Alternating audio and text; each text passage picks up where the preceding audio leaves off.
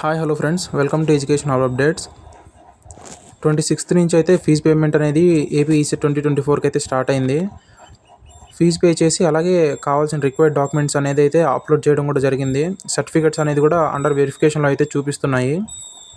కాకపోతే ఏంటంటే AP ECET 2024 official వెబ్సైట్లో రీఅప్లోడ్ ఫర్ డాక్యుమెంట్ వెరిఫికేషన్ అనేది అయితే చూపిస్తుంది. రీఅప్లోడ్ అంటే ఏంటంటే మీరు ఏవైతే ఫీజు పేమెంట్ చేసేటప్పుడు క్యాస్ట్ ఆర్ ఈడబ్ల్యూఎస్ సర్టిఫికెట్, దాంతోపాటు ఇన్కమ్ సర్టిఫికెట్ ఏవైతే అప్లోడ్ చేసి ఉంటారో ఆ అప్లోడ్ చేసిన డాక్యుమెంట్స్ అనేటివి అంటే క్లారిటీ లేకపోవడము ఇలా అనేది ఉంటుంది. డాక్యుమెంట్స్ క్లారిటీ లేకపోవడం వల్ల వెరిఫికేషన్ అనేది ప్రాసెస్ అనేది కూడా కంప్లీట్ అవ్వదు. సో ఏవైతే డాక్యుమెంట్స్ అనేది క్లారిటీ లేవో వాటిని మళ్ళీ రీఅప్లోడ్ చేసుకోవడానికి అయితే ఈ ఆప్షన్ అనేది ప్రొవైడ్ చేశారు.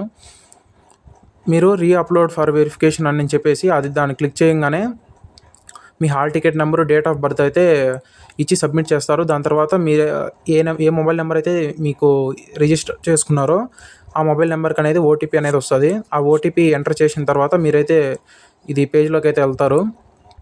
అక్కడైతే ఇలా మీ డీటెయిల్స్ తర్వాత కింద అయితే మీరు చూసారంటే అక్కడ కింద అయితే ఇది క్యాస్ట్ కేటగిరీ రిలవెంట్ డాక్యుమెంట్స్ అనేది అయితే ఆప్షన్లు అయితే చూపిస్తుంది. అక్కడ మీరు సెలెక్ట్ మీద క్లిక్ చేసినట్టయితే certificate available, certificate not available ఉంటుంది.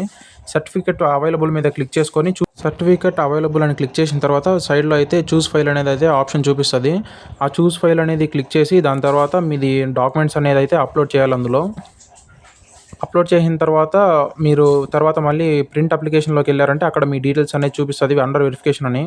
సో ఇది రీఅప్లోడ్ డాక్యుమెంట్ వెరిఫికేషన్ అనేది ప్రాసెస్ అయితే. So thank you friends, all the best.